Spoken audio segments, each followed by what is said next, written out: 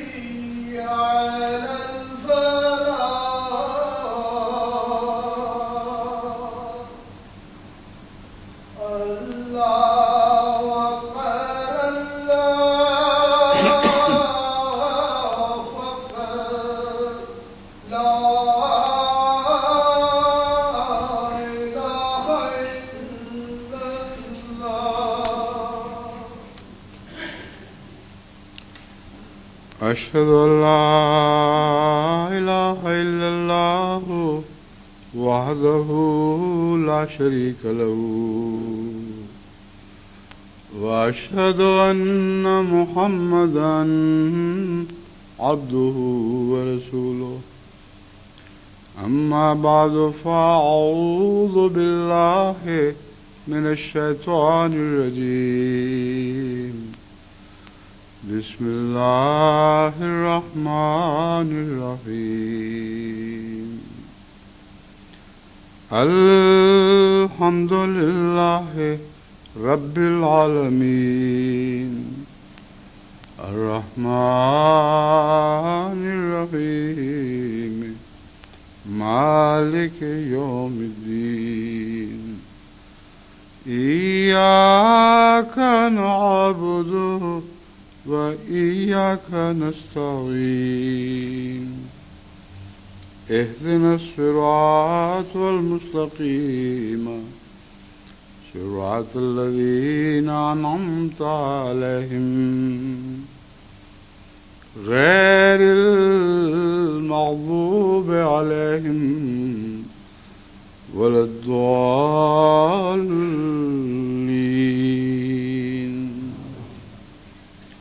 يا أيها الذين آمنوا اتقوا الله وكونوا مع الصادقين.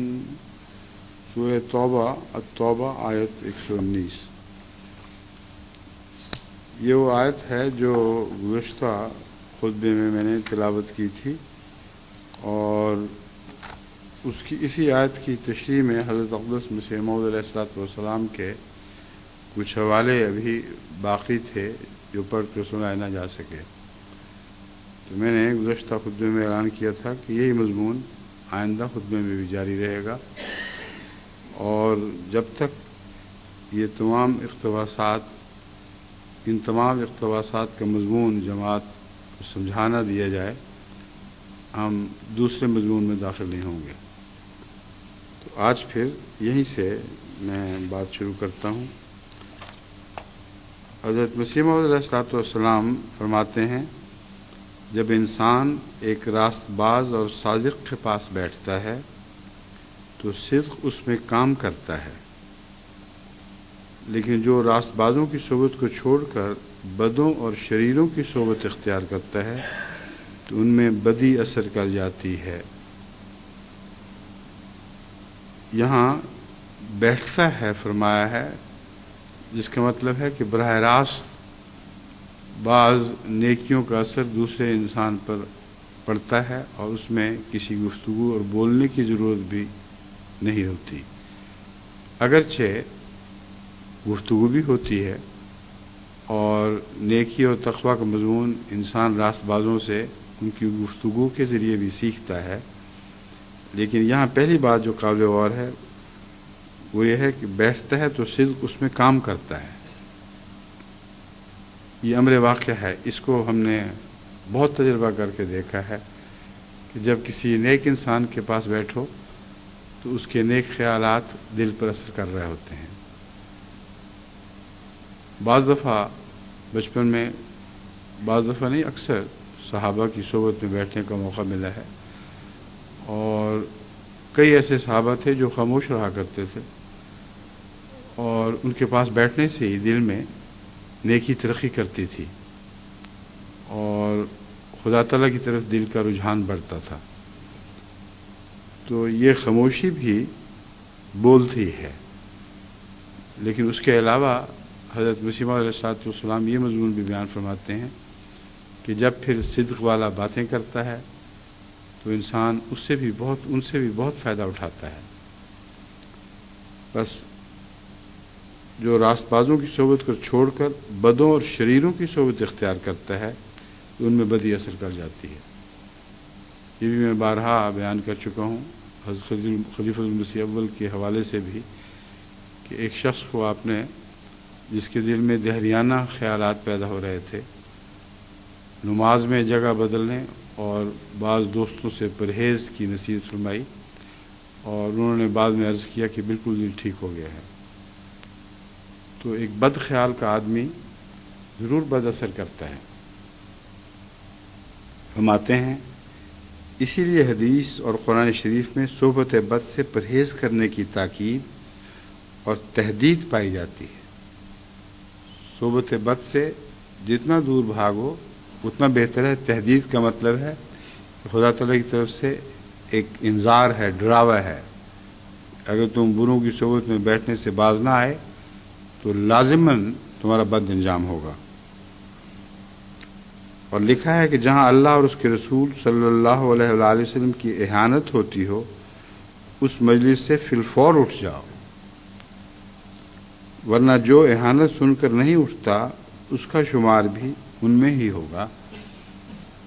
اس مضمون کو میں پہلے بھی کھول چکا ہوں کہ جہاں اہانت ہوتی ہو وہاں سے فی الفور اٹھ جاؤ، مگر یہ ہو کیسے سکتا ہے کہ اہانت والی مجلس میں دوبارہ جانے کا بھی خیال ہو۔ یہ مضمون آگے حضرت اقدس مسیح موعود علیہ السلام پھر بھی کھول رہے ہیں، پہلے بھی میں نے بیان کیا تھا، اب بھی یہ بیان کر رہا ہوں کہ یہ ہمارے لیے بہت ہی ضروری مضمون ہے۔ اسے شدت کے ساتھ اور پورے خلوص کے ساتھ اپنی زندگی میں رائج کرنا چاہیے۔ اس طرح اللہ تعالیٰ کے فضل سے جماعت کو اصلاح کی بہت توفیق ملے گی۔ فرماتے ہیں صادقوں اور راست بازوں کے پاس رہنے والا بھی ان میں ہی شریک ہوتا ہے۔ اس لیے کس قدر ضرورت ہے اس امر کی کہ انسان کونوا مع الصادقین کے پاک ارشاد پر عمل کرے۔ حدیث شریف میں آیا ہے کہ اللہ تعالیٰ ملائکہ کو دنیا میں بھیجتا ہے، فرشتوں کو دنیا میں بھیجتا ہے۔ یہ بھیجنا کیا معنی رکھتا ہے اس کی تفصیل میں یہاں جانے کی ضرورت نہیں، کیونکہ کوئی ایسے روحانی وجود نہیں ہیں جو جسمانی بھی ہوں اور ایک جگہ سے دوسری جگہ حرکت کرتے ہوں۔ یہ بہت ہی لطیف مضامین ہیں جن کو سمجھنا عام انسان کے بس کی بات نہیں، لیکن حضور صلی اللہ علیہ وآلہ وسلم نے ہمیں سمجھانے کی خاطر ایسی زبان استعمال فرمائی ہے جسے ہم سمجھ سکتے ہیں. جیسے کوئی اوپر سے اتر کے نیچے آیا ہے، کسی مجلس میں با کے بیٹھ گیا ہے. فرشتے اس قسم کی حرکت تو نہیں کرتے، اور یہ مضمون حضور اکرم صلی اللہ علیہ وآلہ وسلم نے دوسری جگہ کھولا ہوا ہے، اور قرآن کریم نے اس پر بہت روشنی ڈالی ہے. لیکن ان لفظوں کو جیسے کہ میں بیان کر رہا ہوں، حضور اکرم صلی اللہ علیہ وآلہ وسلم کے الفاظ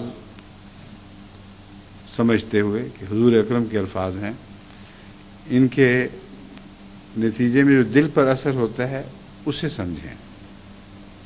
ظاہری منظر کی تفصیل میں اور وہموں میں مبتلا ہونے کی ضرورت نہیں ہے. اب سنیں، وہ پاک لوگوں کی مجلس میں آتے ہیں اور جب واپس جاتے ہیں تو اللہ تعالیٰ ان سے پوچھتا ہے. اب واپس جاتے ہیں، یہ تشریح اس لیے ضروری تھی کہ خدا تو وہاں بھی ہے جہاں پاک لوگ ہیں. خدا تعالیٰ کو تو ان سب باتوں کا علم ہے جو وہاں ہو رہی ہیں، تو واپس کہاں جاتے ہیں؟ یہ صرف ایک نظارہ ہے جسے انسان بہتر سمجھ سکتا ہے، اس لیے ان کا صعود بھی وہیں ہوتا ہے جہاں وہ مجلس ہو، اور روحانی صعود ہوتا ہے جو خدا تعالیٰ کی ذات کی طرف حرکت کرتا ہے، جو وہیں موجود ہوتا ہے. بہرحال اب اس تشریح کے بعد اس کو سنیں، بہت ہی دلچسپ اور بہت ہی دل پہ گہرا اثر کرنے والی نصیحت ہے. فرماتے ہیں اللہ تعالیٰ ان سے پوچھتا ہے کہ تم نے کیا دیکھا؟ وہ کہتے ہیں کہ ہم نے ایک مجلس دیکھی ہے جس میں تیرا ذکر کر رہے تھے، مگر ایک شخص ان میں سے نہیں تھا. یعنی ایک شخص ایسا تھا جو ذکر کرنے والوں میں سے نہیں تھا.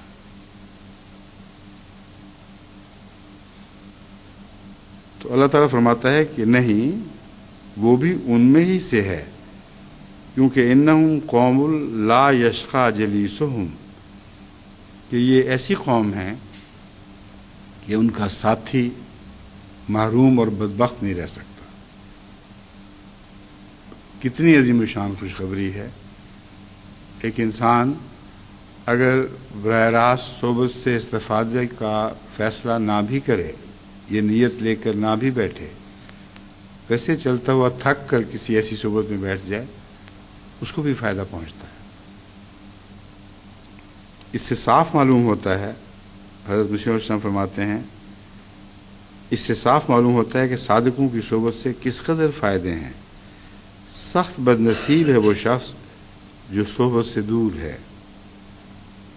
غرض نفس مطمئنہ کی تاثیروں میں سے یہ بھی ہے کہ وہ اطمینان یافتہ لوگوں کی صحبت میں اطمینان پاتے ہیں. نفس مطمئنہ وہ نفس ہے جو اللہ تعالیٰ سے کامل طور پر راضی ہو چکا ہو، اور یہ جو ہے اللہ کے ذکر سے اطمینان پانا، اس کی ایک یہ صورت ہے کہ ان لوگوں سے کے پاس بیٹھو جو مجسم ذکر ہو چکے ہوں اور نفس مطمئنہ رکھتے ہوں. ان کے دل میں کوئی خلش نہیں ہوتی کسی اور طرف رخ کرنے کی، صرف اللہ ان کے لیے کافی ہو جاتا ہے اور خدا ہی کی ذات میں رہتے ہیں. فرمایا نفس مطمئنہ کی تاثیروں میں سے یہ بھی ہے کہ وہ اطمینان یافتہ لوگوں کی صحبت میں اطمینان پاتے ہیں. وہاں جا کے ان کو سکون ملتا ہے، دل کو یعنی دل آنکھیں ٹھنڈی ہوتی ہیں، دل اطمینان پا جاتا ہے. یہ بھی ایک تجربہ ہے جو میں یقین رکھتا ہوں کہ آپ میں سے بہتوں کو ہوا ہوگا کہ اطمینان یافتہ آدمی کے پاس پہنچ کر دل پہ گہرا سکون طاری ہو جاتا ہے.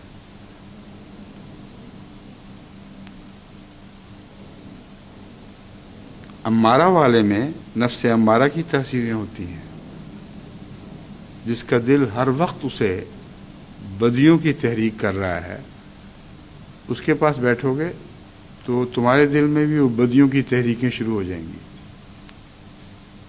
اور لوامہ والے میں لوامہ کی تاثیریں ہوتی ہیں، جس شخص کے پاس بیٹھو اگر وہ اس کا نفس بار بار اس کو اپنی کمزوریوں اور بدیوں پر ملامت کرتا ہو تو جو پاس بیٹھتا ہے وہ بھی محسوس کرے گا کہ اس کے دل میں بھی اپنی کمزوریوں اور بدیوں پر ملامت کا رجحان پیدا ہو جاتا ہے. اور جو شخص نفس مطمئنہ والے کی صحبت میں بیٹھتا ہے اس پر بھی اطمینان اور سکینت کے آثار ہونے لگتے ہیں اور اندر ہی اندر اسے تسلی ملنے لگتی ہے.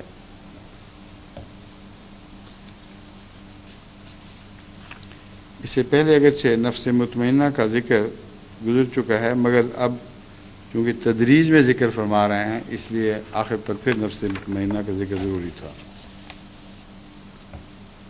پھر فرماتے ہیں صادقوں کی صحبت میں رہنا ضروری ہے.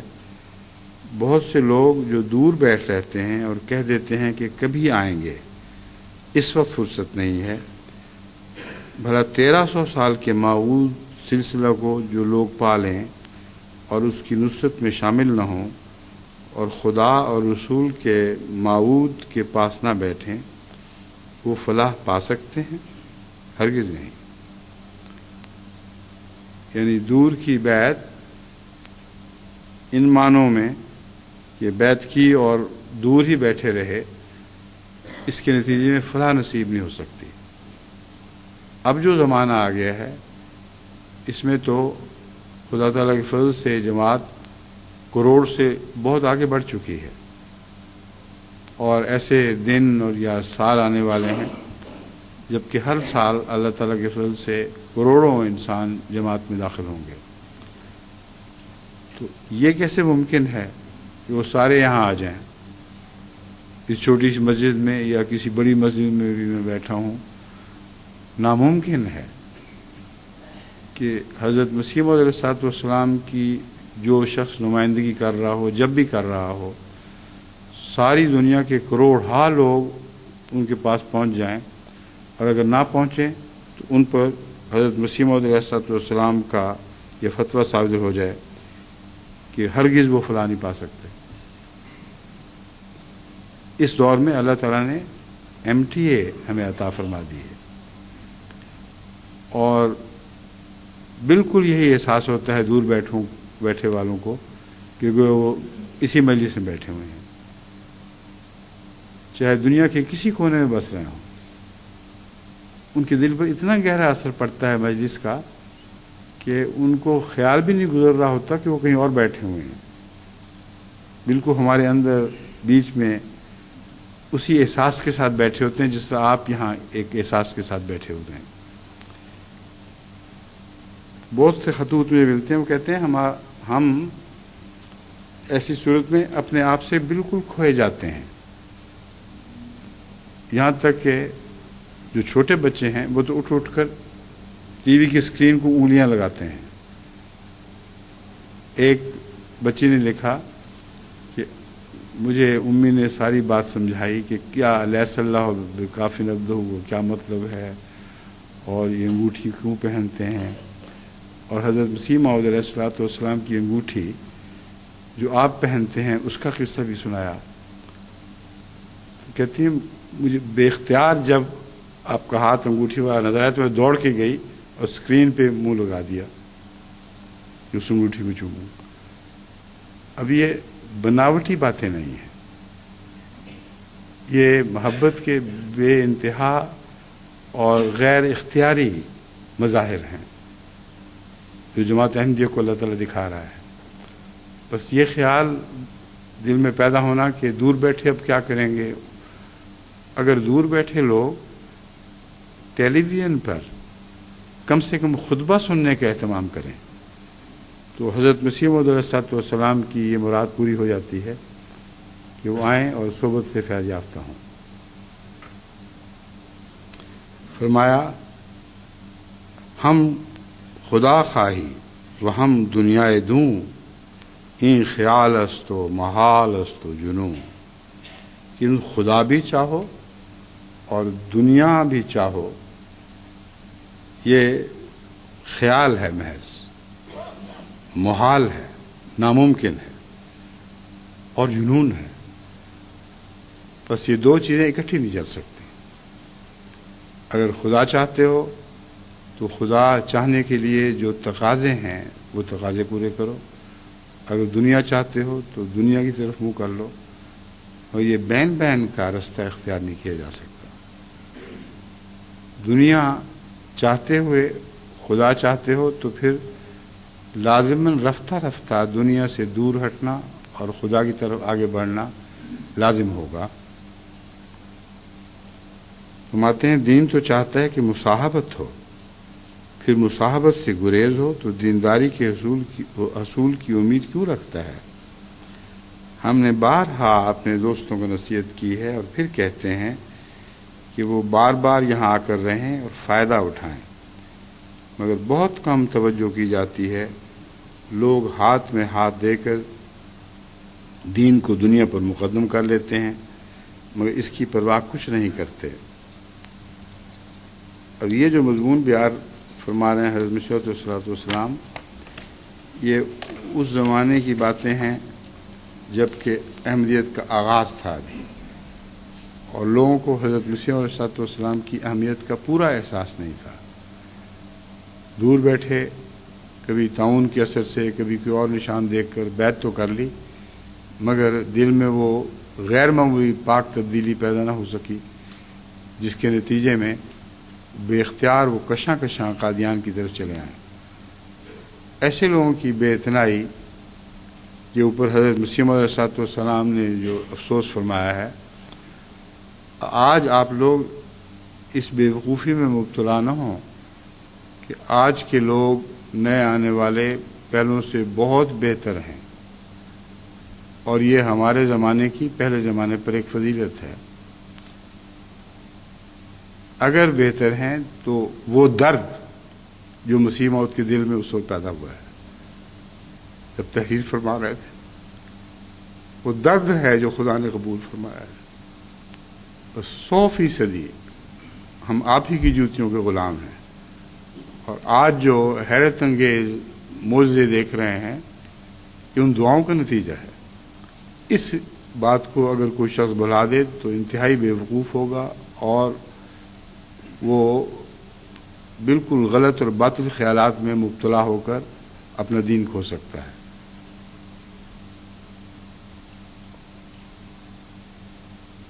فرماتے ہیں جو میرے پاس کثرت سے نہیں رہتے اور ان باتوں سے جو خدا تعالیٰ ہر روز اپنے سلسلے کی تائید میں ظاہر کرتا ہے نہیں سنتے اور دیکھتے، وہ اپنی جگہ پر کیسے ہی نیک اور متقی اور پرہیزگار ہوں۔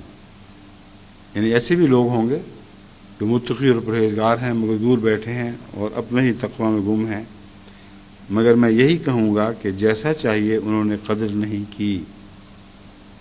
میں پہلے کہہ چکا ہوں کہ تکمیل علمی کے بعد تکمیل عملی کی ضرورت ہے۔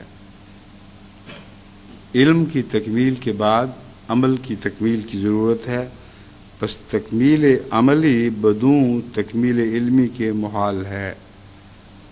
عملی تکمیل علمی تکمیل کے بغیر ناممکن ہے۔ یہ مضمون ہے جو ذرا ٹھہر کر سمجھانے والا ہے۔ فرمایا بس تکمیل عملی بدون تکمیل علمی کی محال ہے، اور جب تک یہاں آ کر نہیں رہتے تکمیل علمی مشکل ہے۔ بار بار خطوط آتے ہیں کہ فلاں شخص نے اعتراض کیا اور ہم جواب نہ دے سکے، یہ مراد ہے۔ اس کی وجہ کیا ہے؟ یہی کہ وہ لوگ یہاں نہیں آتے اور ان باتوں کو نہیں سنتے جو خدا تعالیٰ اپنے سلسلے کی تائید میں علمی طور پر ظاہر کر رہا ہے۔ بس اگر تم واقعی اس سلسلے کو شناخت کرتے ہو اور خدا پر ایمان لاتے ہو اور دین کو دنیا پر مقدم کرنے کا سچا وعدہ کرتے ہو تو میں پوچھتا ہوں کہ اس پر عمل کیا ہوتا ہے؟ کیا کونوا مع الصادقین کا حکم منسوخ ہو چکا ہے؟ اگر تم واقعی ایمان لاتے ہو اور سچی خوش قسمتی یہی ہے تو اللہ تعالیٰ کو مقدم کر لو۔ اگر ان باتوں کو ردی اور فضول سمجھو گے تو یاد رکھو خدا تعالیٰ سے ہنسی کرنے والے ٹھہرو گے۔ الحکم جلد 31 24 اگست 1901۔ اب میں دوبارہ اس حصے کو لیتا ہوں جس کے متعلق میں نے کہا تھا ٹھہر کر سمجھانے والی بات ہے۔ حضرت صلی اللہ علیہ وآلہ وسلم کا مقام اور مرتبہ یہ تھا کہ بغیر علم عطا کیے بھی تزکیہ نفس فرماتے تھے، اور وہی تزکیہ نفس کا مضمون حضرت مسیح موعود علیہ الصلوۃ والسلام کے زمانے میں بھی جاری ہوا، بس آپ کی تحریر کا پہلا حصہ اس سے متعلق ہے، جہاں پاس بیٹھنے والے پر اثر پڑ رہا ہے، بغیر گفتگو کے اثر پڑ رہا ہے، اس مضمون کو حضرت مسیح موعود علیہ الصلوۃ والسلام بھولے نہیں ہیں۔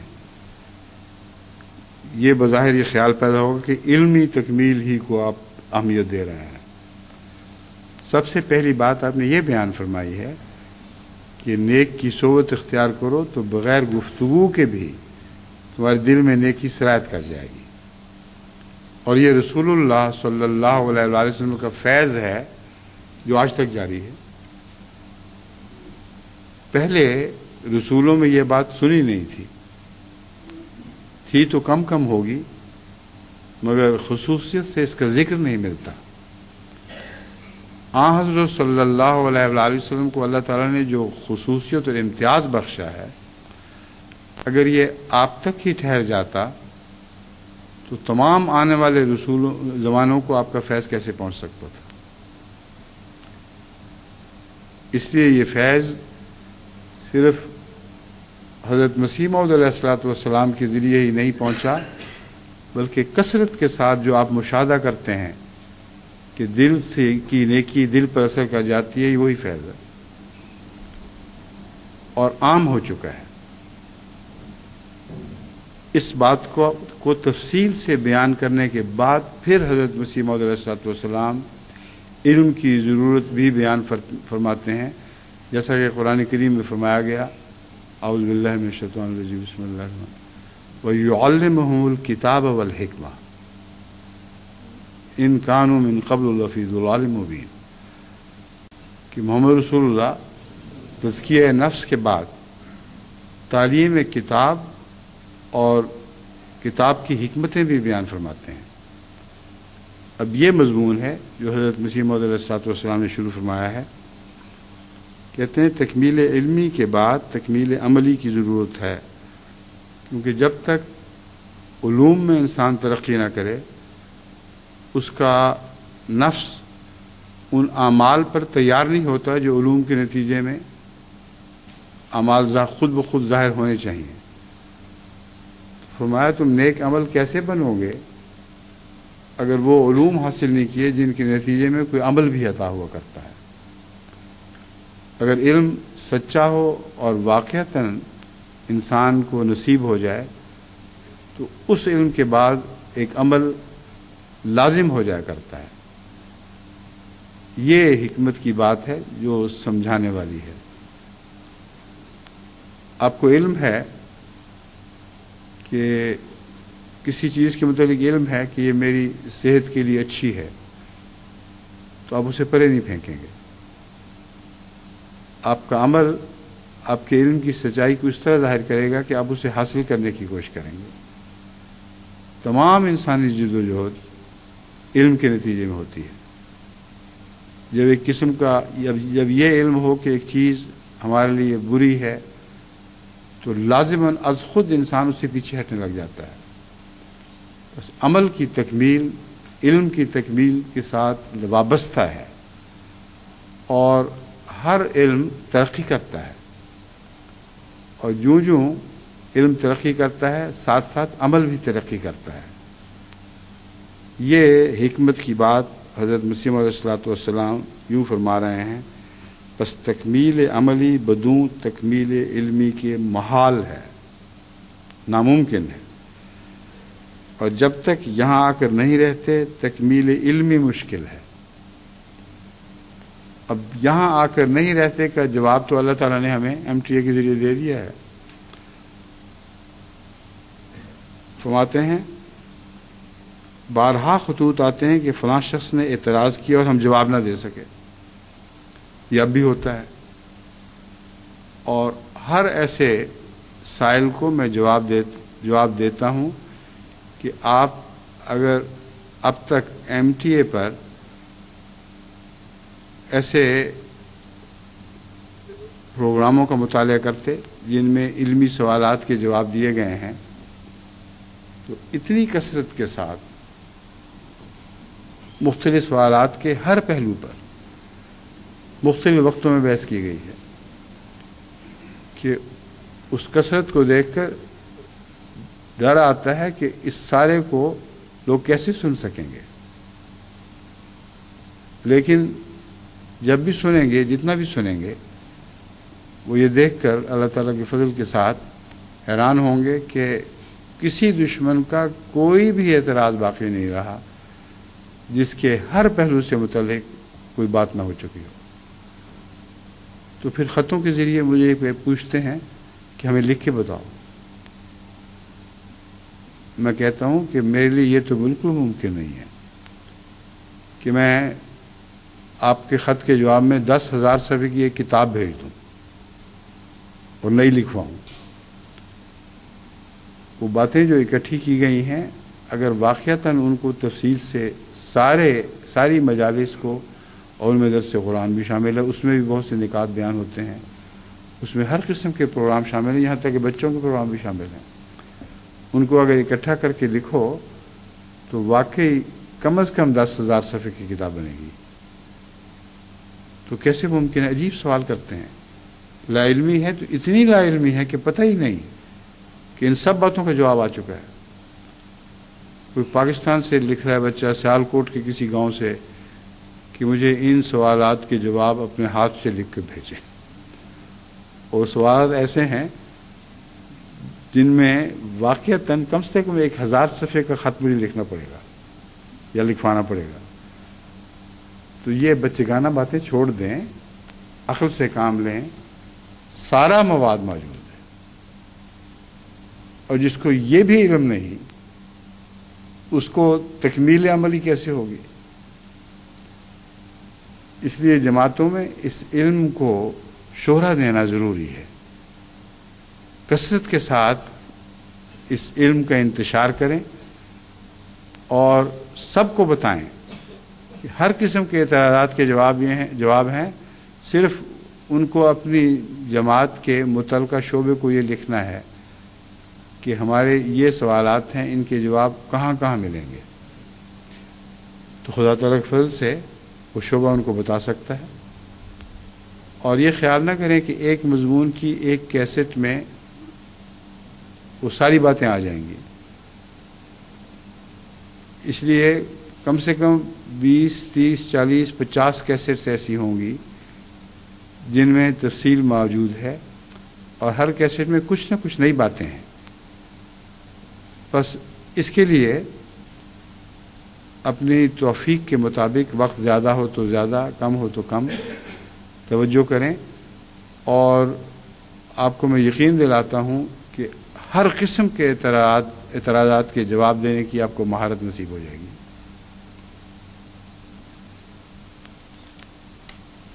بارہا خطوط آتے ہیں، یہ مشن شام کا کے الفاظ ہیں کہ فلاں شخص نے اعتراض کیا اور ہم جواب نہ دے سکے، اس کی وجہ کیا ہے؟ یہی کہ وہ لوگ یہاں نہیں آتے اور ان باتوں کو نہیں سنتے جو خدا تعالیٰ نے اپنے سلسلے کی تائید میں علمی طور پر ظاہر کر رہا ہے۔ بس اگر تم واقعی اس سلسلہ کو شناخت کرتے ہو اور خدا پر ایمان لاتے ہو اور دین کو دنیا پر مقدم کرنے کا سچا وعدہ کرتے ہو، تو میں پوچھتا ہوں کہ اس پر عمل کیا ہوتا ہے؟ کیا کونوا مع الصادقین کا حکم منسوخ ہو چکا ہے؟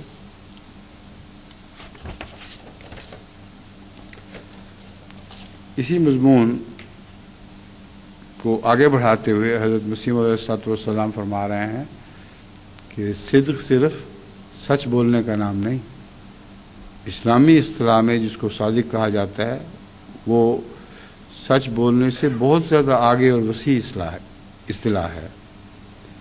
صادق سے صرف یہی مراد نہیں کہ انسان زبان سے جھوٹ نہ بولے، یہ بات تو بہت سے ہندوؤں اور دہریوں میں بھی ہو سکتی ہے۔ یہ میرے واقعہ ہے، ہم کئی دفعہ ایسے ہندوؤں سے ملتے ہیں، مل چکا ہوں میں خود بھی، اور دہریہ مغربی لوگوں سے مل چکا ہوں جن میں یہ خوبی پائی جاتی ہے کہ وہ زبان سے جھوٹ نہیں بولتے۔ صادق سے مراد وہ شخص ہے جس کی ہر بات صداقت اور راستی ہونے کے علاوہ اس کی ہر حرکات و سکنات و قول سب صدق سے بھرے ہوئے ہوں۔ سچائی کی باتیں جب وہ کرتا ہے سچی باتیں کرتا ہے، مگر جب وہ سچی باتیں کرتا ہے تو وہ ساری سچی باتیں اس کے عمل میں نہیں ڈھلتی۔ یہ فرق ہے مومن صادق کا اور غیر مومن صادق کا۔ جو غیر مومن سچ بولنے والا ہے وہ ہزار سچ بولے لیکن دل میں خود جانتا ہے کہ میرے لیے اس پر عمل مشکل ہے اور میں نہیں کر سکتا۔ چنانچہ میری ایسی مجالس میں وہ واضح طور پر اقرار کرتے ہیں کہ بالکل ٹھیک کہا ہے، یہی اسلام کی تعلیم ہونی چاہیے، مگر ان کے چہروں سے دکھائی دیتا ہے کہ وہ عمل نہیں کر سکیں گے۔ تو یہ صدق ہے جو حضرت مسیح موعود علیہ الصلوۃ والسلام جماعت میں دیکھنا چاہتے ہیں۔ مراد وہ شخص ہے جس کی ہر بات صداقت اور راستی ہونے کے علاوہ اس کے ہر حرکات و سکنات و قول سب صدق سے بھرے ہوئے ہوں، گویا یہ کہو کہ اس کا وجود ہی صدق ہو گیا ہے، یہ مکمل سچائی بن چکا ہے۔ اور اس صدق پر بہت سے تائیدی نشان اور آسمانی خوارق گواہ ہوں۔ یہ دوسرا پہلو میں نے پہلے بھی کھول کر بیان کر دیا تھا، اس لیے مزید تفصیل میں نہیں آتا، تو یہ سمجھاتا ہوں کہ یہ صدق کوئی چھپی رہنے والی بات نہیں ہے۔ جس کو یہ صدق نصیب ہو، یہ ہو ہی نہیں سکتا کہ اللہ اس کی تائید میں نشانات ظاہر فرمائے۔ اور اللہ تعالیٰ جو نشانات ظاہر فرماتا ہے وہ دنیا دیکھتی ہے اور دیکھ سکتی ہے۔ اس کی دعائیں قبول ہوتی ہیں، اس کو خدا تعالیٰ آئندہ کی خوشخبریاں دیتا ہے، دشمنوں کے ارادوں سے متنبع فرماتا ہے۔ یہی نہیں، سینکڑوں ہزاروں اور طریق ہیں جن سے اللہ تعالیٰ اپنے صادق بندے سے ایسا تعلق رکھتا ہے جو تعلق بولتا ہے، دل سے اچھلتا ہے اور اس کے ماحول میں پھیل جاتا ہے، اور لوگ اس خدا کے تعلق کی وجہ سے جان سکتے ہیں کہ یہ صادق ہے۔ اس کے صدق پر بہت سے تائیدی نشان اور آسمانی خوارق گواہ ہوں۔ خوارق سے مراد یہ ہے کہ عام نشانات نہیں، بلکہ ایسے نشانات جو روزمرہ کے قانون سے ہٹ کر دکھائی دیتے ہیں، اتنے غیر معمولی ہوتے ہیں کہ کوئی آدمی جو تعصب سے پاک ہو وہ ان کا انکار کر ہی نہیں سکتا۔ ایسے خوارق کثرت سے آن حضرت صلی اللہ علیہ وآلہ وسلم کو عطا ہوئے، اور ایسے خوارق حضرت مسیح موعود علیہ الصلوۃ والسلام کو بھی عطا ہوئے۔ مثلا پاگل کتے کے کاٹے ہوئے کا جو عبد الکریم پر اثر تھا، اور ڈاکٹروں نے کہہ دیا تھا کہ اس کا کوئی علاج ہو ہی نہیں سکتا۔ جب وہ پاگل پن عود کر آیا، دوبارہ حملہ کیا، تو چوٹی کے ڈاکٹروں نے جو اس فن کے ماہر تھے یہ تار بھیجا کہ کچھ نہیں کیا جا سکتا۔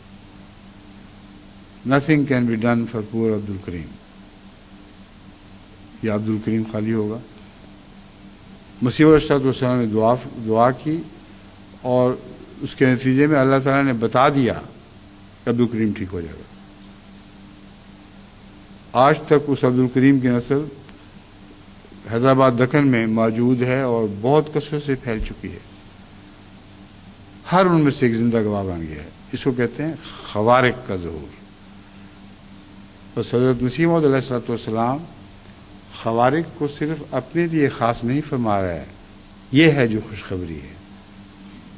فرمایا تم صادق بنو اور دیکھو کہ تمہاری تائید میں بھی خدا تعالیٰ خوارق دکھائے گا، اور ان خوارق کے نمونے میں بھی احمدیوں میں دیکھتا رہتا ہوں۔ واقعتاً بہت سے احمدی ایسے ہیں جن کی تائید میں اللہ خارق عادت معجزے دکھاتا چلا جا رہا ہے، اور یہ دنیا میں پھیلے پڑے ہیں۔ بس اس وجہ سے وہ صادق بننے کی کوشش کریں جن کے لیے خدا تقدیر کو حرکت دیتا ہے اور وہ انسانی تدبیروں پہ غالب آ جایا کرتی ہے۔ اگر ایسے صادق بن جائیں گے تو پھر دیکھیں تو صحیح کہ دنیا میں احمدیت کس شان کے ساتھ پھیلتی اور کیسے دنیا کی اصلاح کرتی ہے، کتنے عظیم الشان فوائد احمدیت سے وابستہ ہو جاتے ہیں۔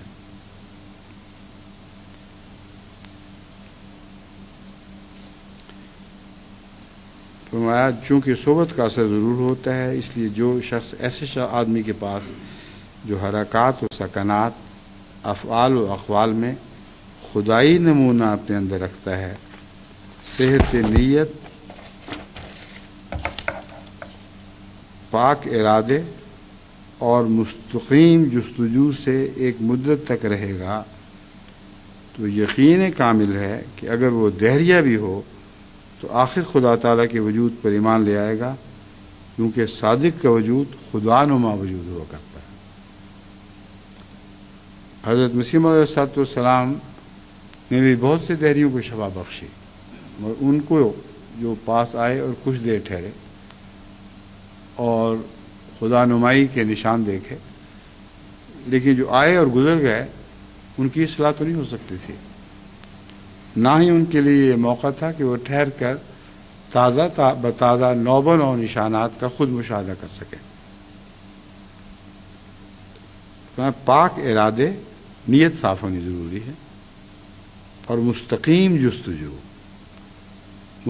جستجو ایک بہت ہی پیارا محاورہ حضرت مسیح موعود علیہ السلام نے ایجاد فرمایا ہے۔ فرمایا جستجو سرسری بھی تو ہو جاتی ہے، دیکھا کوئی چیز نہیں ملی چلے گیا، کوئی بھی نہیں وہاں، لیکن ایک چیز کا کھوج لگانے کے لیے جس طرح پولیس بعض دفعہ نشانات ڈھونڈتی پھرتی ہے قتل کے، اس کو کہتے ہیں مستقیم جستجو۔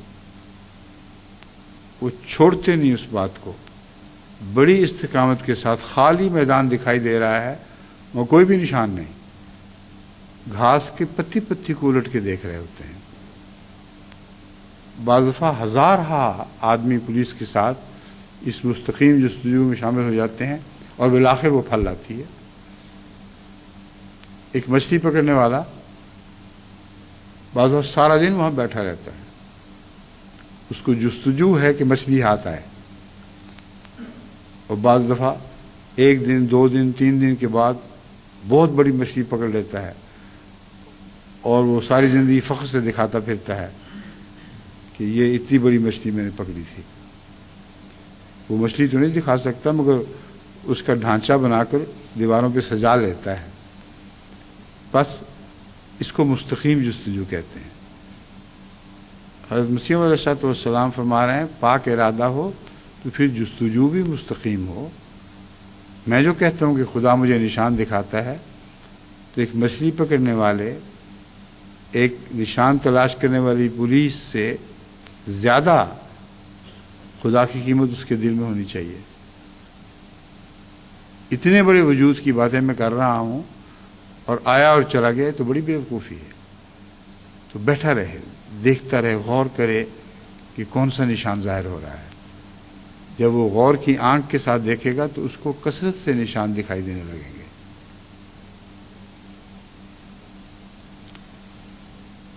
تو یقین کامل ہے کہ وہ دہریہ بھی ہو تو آخر خدا تعالیٰ کے وجود پر ایمان لے آئے گا، کیونکہ صادق کا وجود خدا نما وجود ہوتا ہے، وہ اس کے وجود میں اللہ کو دیکھ لیتا ہے۔ انسان اصل میں انسان ہے، یعنی 2 محبتوں کا مجموعہ ہے۔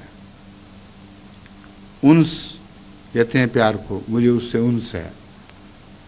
تو فرمایا لفظ انسان دراصل انسان تھا، جو کثرت استعمال سے انسان میں بدل گیا۔ یہ عربی کا قاعدہ ہے کہ کثرت استعمال کے ساتھ جو مشکل حرکات ہیں وہ آسان حرکات میں بدلتی رہتی ہیں۔ سب سے آسان حرکت زیر کی حرکت ہے، انس میں جو پیش کی حرکت ہے یہ سب سے مشکل ہے، اس کے بعد پھر زبر کی حرکت اس سے کم مشکل، پھر زیر کی حرکت سب سے آسان.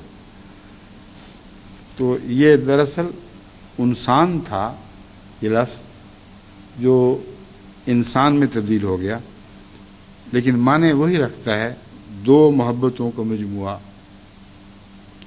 ایک انس وہ خدا سے کرتا ہے، دوسرا انس انسان سے، کیونکہ انسان کو تو اپنے قریب پاتا ہوا دیکھتا ہے اور اپنی بنی نوع کی وجہ سے اس سے جھٹ پٹ متاثر ہو جاتا ہے.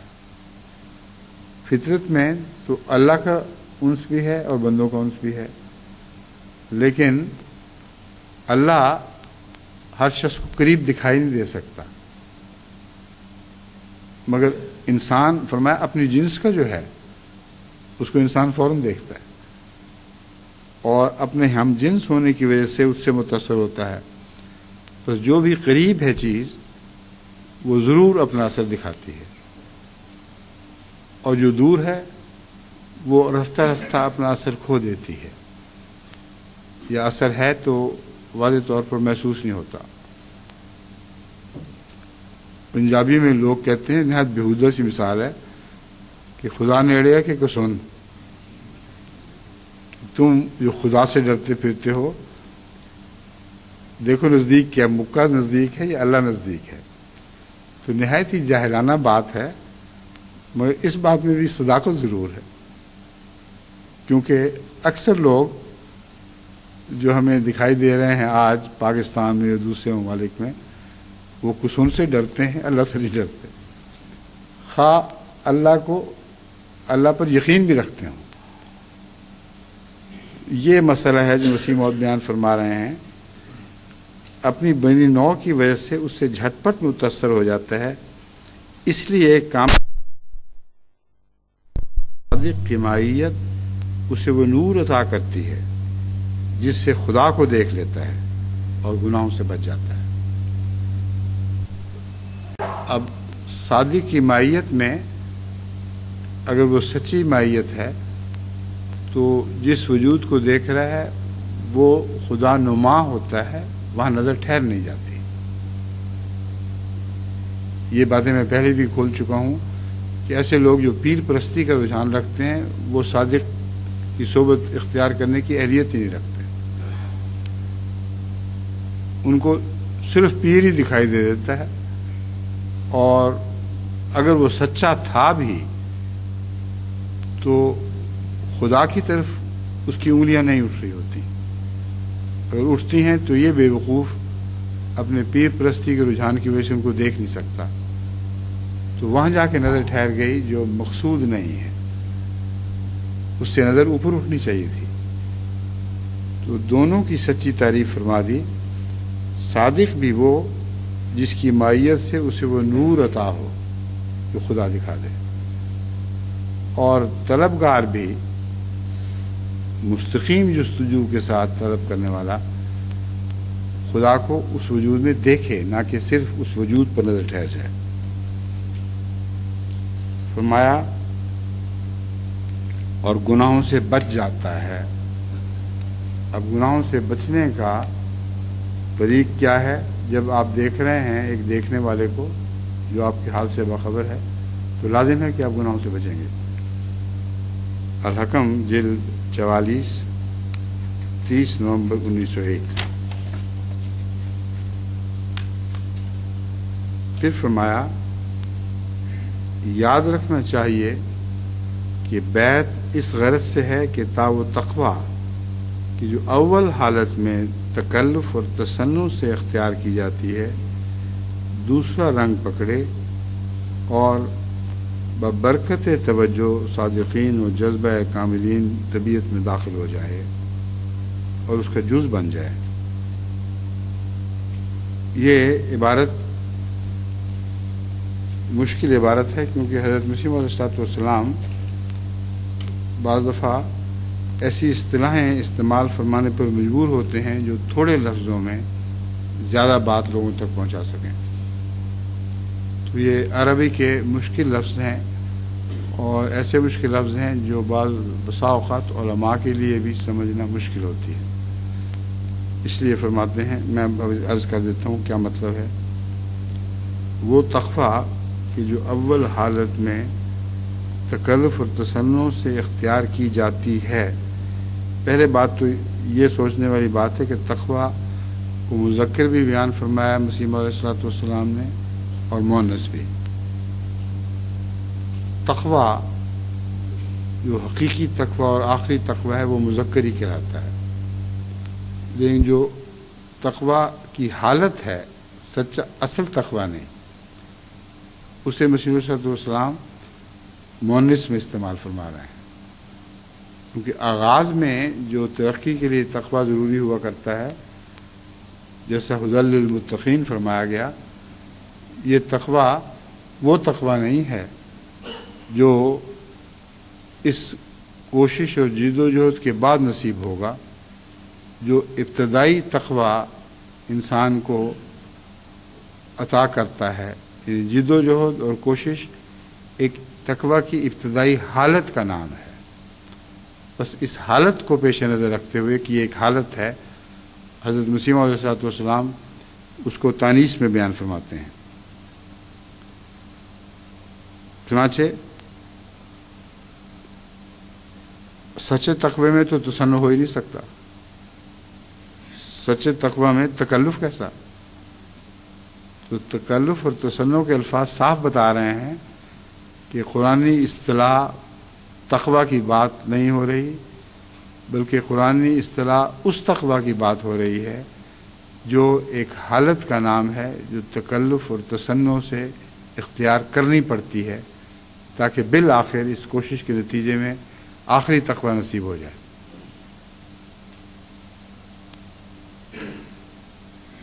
دوسرا فرمایا جو اول حالت میں تکلف اور تصنع سے اختیار کی جاتی ہے، دوسرا رنگ پکڑے۔ یہ دوسرا رنگ ہے جو جس میں اصل راز چھپا ہوا ہے۔ یہ تکلف والا تقوی جب تک دوسرا رنگ نہ پکڑے، یعنی وہ تقوی کا رنگ جس کو قرآن کریم کی اصطلاح میں ایک مذکر کے طور پر پیش کیا گیا ہے، اور اردو میں بھی ہم ہمیشہ اسے مذکر ہی استعمال کرتے ہیں، جب تک یہ ابتدائی حالت اس حالت میں تبدیل نہیں ہو جاتی جو تقوی کا دوسرا رنگ ہے، اس وقت تک یہ جد و جہد جاری رہنی چاہیے،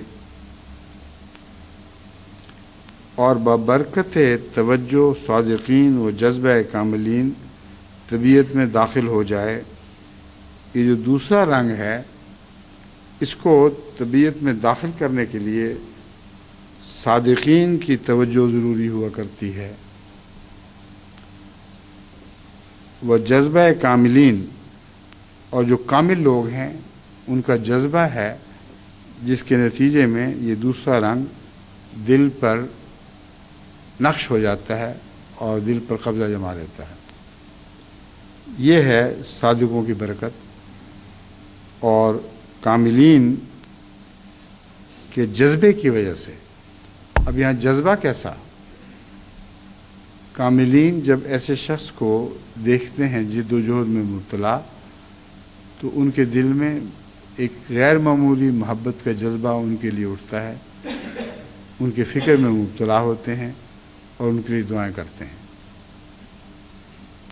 یہی جذبہ حضرت اقدس محمد مصطفیٰ صلی اللہ علیہ وآلہ وسلم کی زندگی میں ہمیں صحابہ میں کار فرما دکھائی دیتا ہے، اور بکثرت احادیث میں گواہیاں موجود ہیں کہ رسول اللہ صلی اللہ علیہ وآلہ وسلم کسی کی ابتدائی حالت دیکھ کر اس پہ رحم فرمایا کرتے تھے اور دعا کیا کرتے تھے، تمنا کرتے تھے کہ یہ ادنا سے اعلیٰ حالتوں کی طرف منتقل ہو۔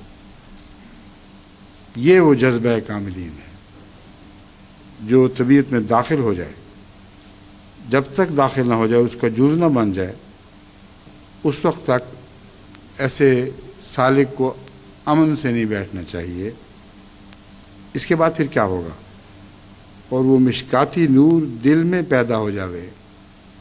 وہ مشکات جس کا قرآن کریم میں ذکر ہے، مثل نور ہی، اسی مشکات کی طرف اشارہ فرمایا ہے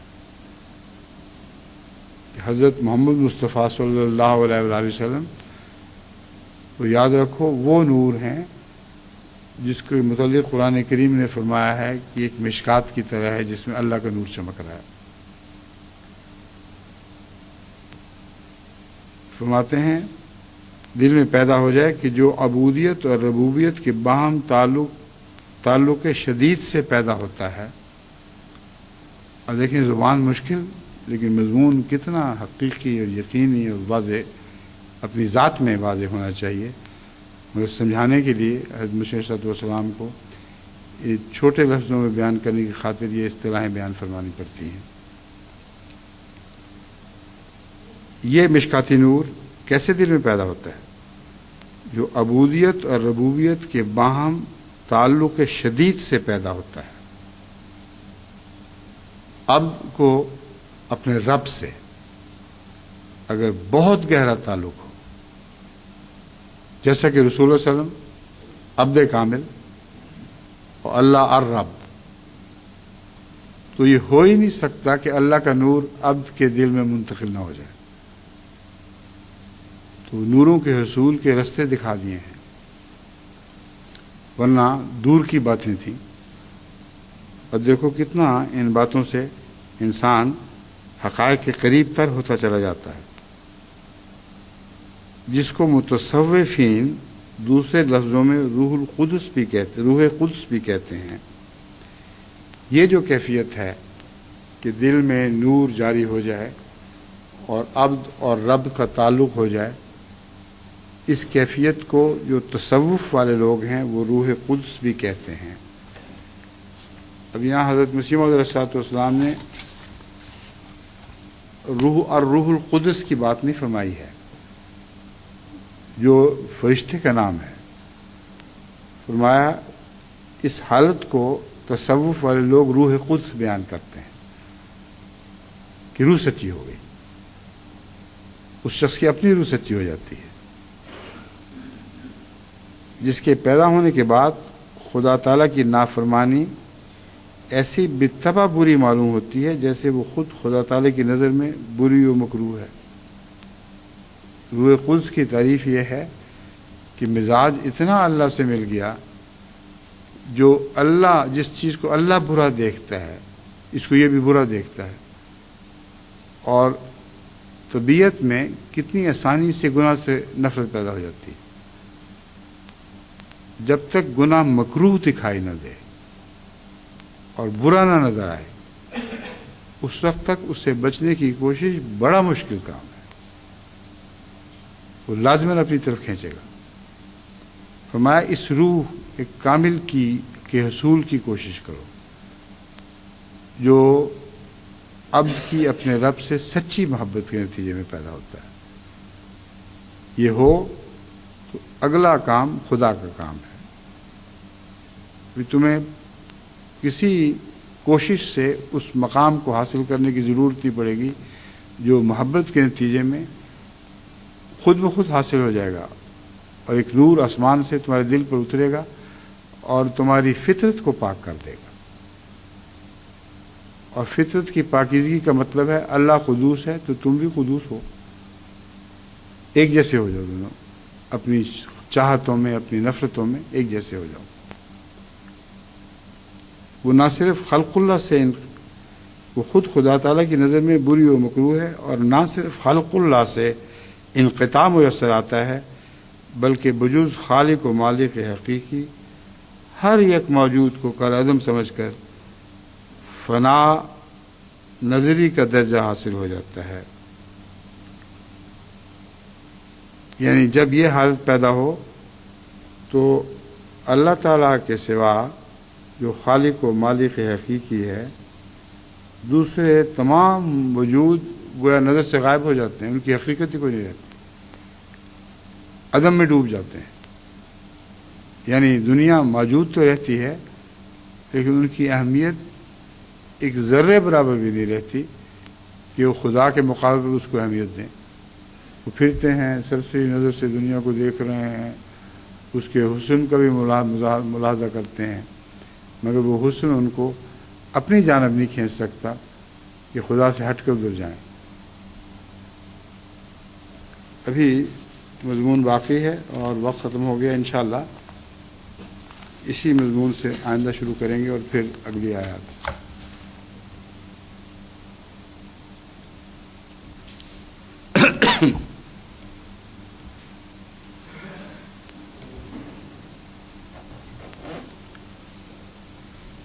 الحمد لله نحمده ونستعينه ونستغفره ونؤمن به ونتوكل عليه ونعوذ بالله من شرور أنفسنا ومن سيئات أعمالنا من يهده الله فلا مضل له من يهده الله فلا مضل له